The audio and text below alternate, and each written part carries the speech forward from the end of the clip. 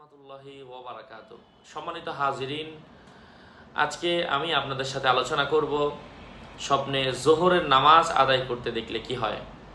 আলোচনা বুঝতে ধৈর্য ধরে সাথেই থাকবেন। আমাদের এই ছোট্ট ইউটিউব চ্যানেলটি যদি আপনি এখনও সাবস্ক্রাইব করে না থাকেন, অবশ্যই সাবস্ক্রাইব করতে ভুলবেন না। তো যোহরের নামাজ আদায় করতে দেখার ব্যাখ্যা আল্লামা ইবনে সিরিনের কিতাবের 103 নম্বর পৃষ্ঠা থেকে আমি আপনাদের সাথে আলোচনা করছি।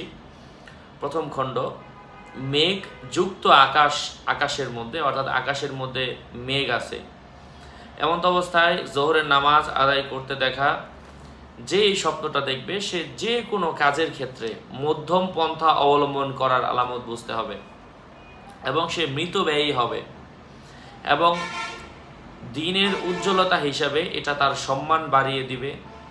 দিন মেঘাচ্ছন্ন থাকলে সে ওই অবস্থায় যদি যোহরের নামাজ আদায় করে সে দুশ্চিন্তাগ্রস্ত হবে।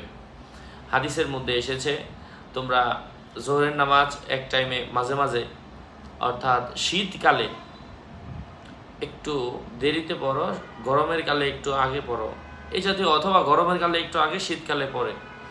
কারণ কখন সূর্য মাঝামাঝি যায়, আকাশ মধ্যস্থল থেকে মধ্য আকাশ থেকে একটু হেলে পড়ে, এই সময়টা আমাদের কাছে অস্পষ্ট। এই জন্য হাদিসের মধ্যে এসেছে, এখন কোনটাকে কোন সিজনের সাথে বলা হয়েছে এটা আমার সরাসরি মনে পড়ছে না, তবে এটা বুখারী শরীফের হাদিসের মধ্যে এসেছে।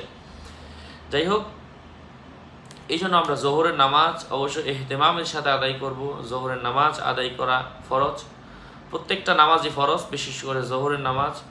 আল্লাহ পাক আমাদের সবাইকে নামাজগুলো ইহতিমামের সাথে আদায়ের তৌফিক ফরমান। আরও আপডেট পেতে আমার সাথেই থাকবেন, সুস্থ থাকবেন, ভালো থাকবেন।